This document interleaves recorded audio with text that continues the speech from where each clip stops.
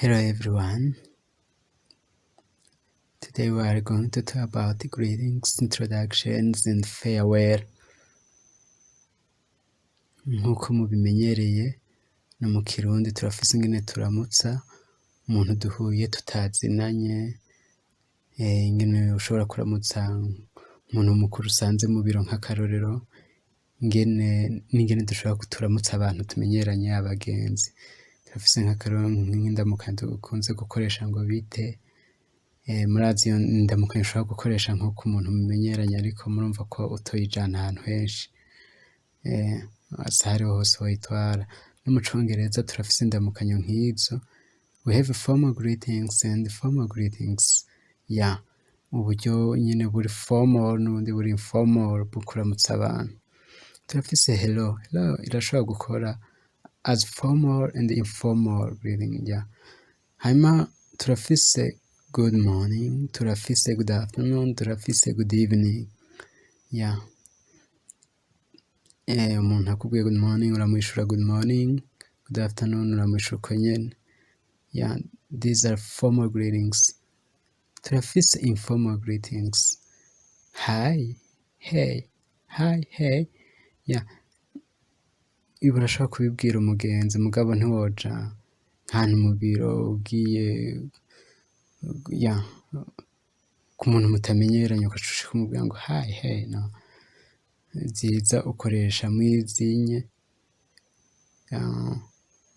formal greetings. Duhejeje kuramukanya umuntu aramubwira how are you, how are you, nacone kirafise uburyo kivugwa, uburyo buri formal and informal. How are you bwayo iri formal. Umuntu akubwiye how are you uramwishura I'm fine, thank you. Canke akakubwira how are you feeling, I'm feeling well, what about you? How are you doing? I'm doing well. How is everything going? Everything is going well. You see.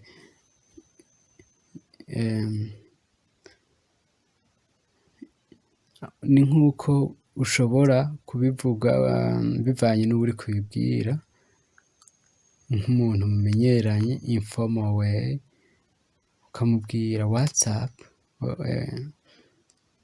uri kumubwira ngo how are you ukamubwira what's up. Hari uburyo butandukanye bwo ushobora kwishura mugabo nabatoranijemo bumwe. What's up? Can't complain. How is it? Good. How's life? Excellent. What's new? Nothing special. Are you okay? I'm good, thanks. Ariko ubu ni uburyo bwo kubwira nk'umuntu muba mumenyeranye, nk'umuntu sino umuntu muba mutamenyeranye. We have the formal way to say how are you. Utiriwe urakoresha utu tuntu WhatsApp, utu nutwo mu vy'ikijama nyene vy'abagenzi vy'umuntu nyene abantu muba mumenyeranye. Ni ukuja muriyubara. Ubundi hari aho twibaza ngo umuntu arazi icongereza ariko ugasanga ibintu uriko urabikoresha aho bitari gukora, ugasanga amajambo uriko uyakoresha aho ataragenewe gukora, ugasanga kenshi umuntu ariko arakoresha informal greeting kandi mu gihe itari ikenewe gukoresha aho hantu. Duhejeje kuramukanya hari aho biba ngombwa ko twidondora.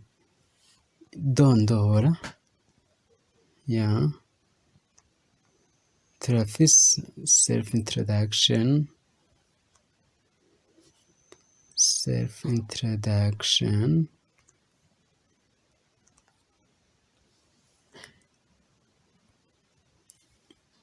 Umuntu akubariye ngo introduce yourself, abakubwiye ati ni wipresente,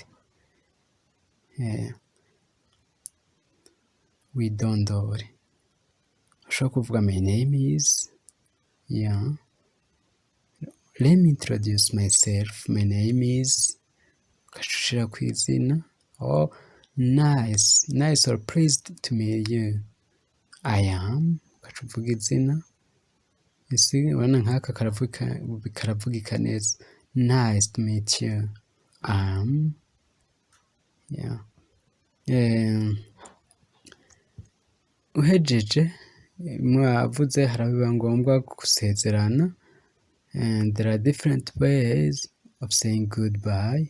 Goodbye isanzwe ari ikunze gukoreshwa goodbye or bye.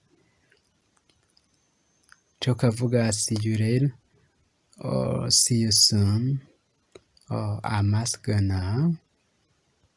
Ariko murabona nk'aka k'umunsi karasona neza kurusha utwo tuntu. Nk'umuntu mwari kumwe muriko murayabara.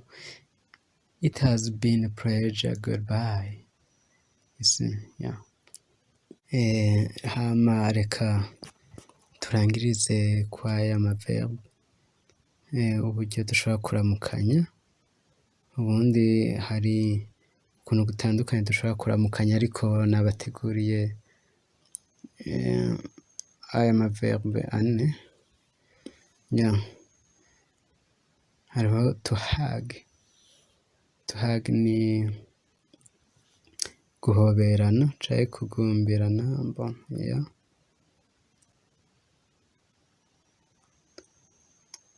They hug each other before saying goodbye. Yeah. Turafise to shake hands. To shake hands. People in Burundi shake hands when they meet.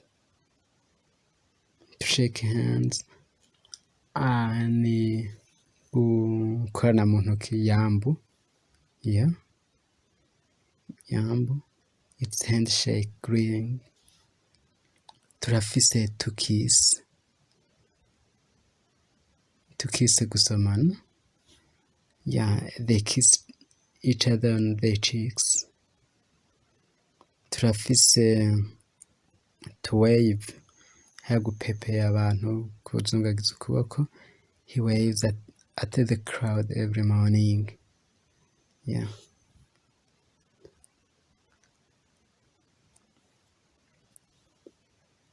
Okay, this is the end.